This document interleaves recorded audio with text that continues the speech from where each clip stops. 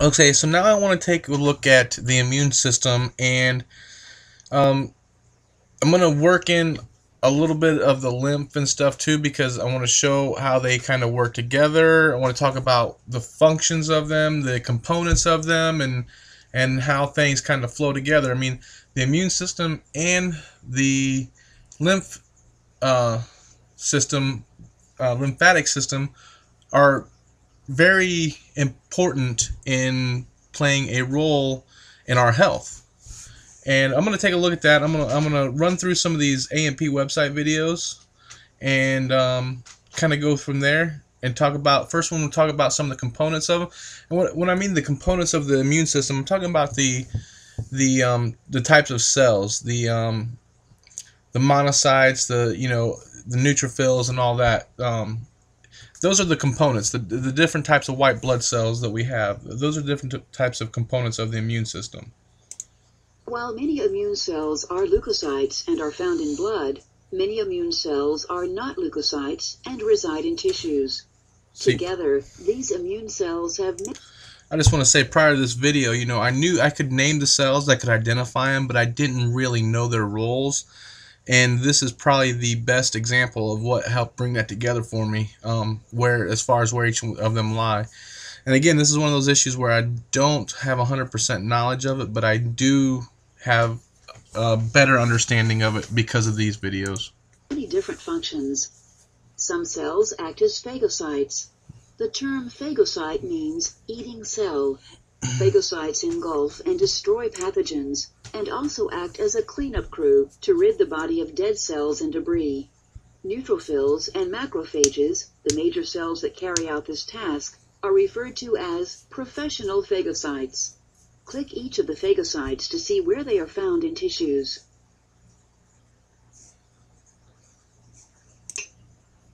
So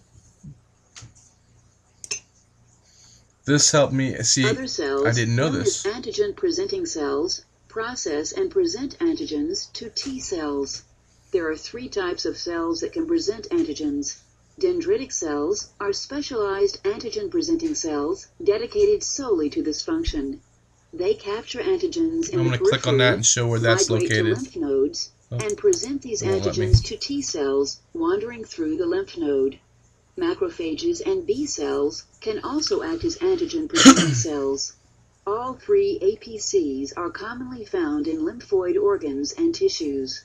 Click the dendritic cell and B cell to see where they are found when they are not in lymphoid tissue. They are not in lymphoid tissue. We're going to tie this all together to show when they are in lymphoid tissue. These are right up close to the skin surface. The macrophages are already shown here. And then the B cells are actually immune cells consist of the effector cells of adaptive immunity, the B cells and T cells that were introduced in Topic 1 and which will be discussed in detail in Topics 4 through 6. Click the T cell to see where it is found. The T cells also in the blood. As you will see, there are many other cells that perform other functions in host defenses. Most of these cells are leukocytes, but some, such as mast cells, are not. Click the mast cell to see where it is found. It's also right in there with the macrophage. The important thing to notice here is that the leukocytes are normally found in the blood, whereas the non-leukocytes are found in tissues. As we will see in the next 2 topics, leukocytes sometimes leave the blood and migrate through the tissues. So now let's talk a little bit about the lymph system. This is something I have to continually watch to even understand. It's for some reason it eludes me to this minute. And as I watch the video, as I'm making it, I'm relearning it in a sense because it's never stuck with me. But we're going to talk about the lymph components now. Remember that lymphocytes are a key component of adaptive immunity. The bone marrow. While all leukocytes originally come from stem cells in the bone marrow, the B lymphocytes, also called B cells, mature in the bone marrow, whereas T lymphocytes, or T cells, mature in the thymus. Together, the bone marrow and thymus B cells, are the bone, primary T lymphoid cells, organs. thymus, Click T. a primary lymphoid Easy to organ to remember. continue. Alright, let's click on that. The secondary lymphoid organs include the lymph nodes, spleen, Peyer's patches in the small intestine, the appendix, and tonsils. Now, these are The all secondary lymphoid organs are where lymphocytes come into contact with pathogens and are activated.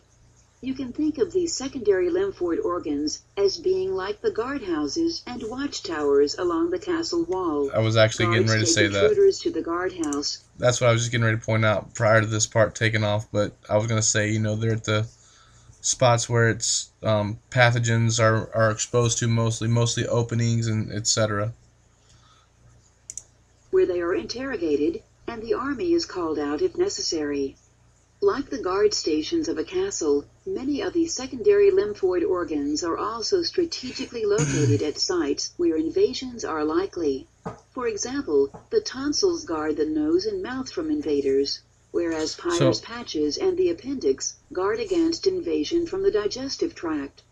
Secondary lymphoid organs also house macrophages and other immune system cells. So I'm going to kind of stop that right there. I just wanted to point out, relate this to the goal of the ePortfolio and really keep on track with that of how I would learn this. And I can't say that I have learned it. It doesn't seem, every time I watch it, it doesn't seem that complicated. But every time I start thinking about it, it's like I can't place it for anything. But so these are some of the key lymph organs. This along with some I can't even say really in the book. I didn't really say the book with this part. I just kind of watched this. So this is really how lymphocytes or the lymph components and structures and the blood cell, the white blood cells and stuff, they work together to help with the immunity.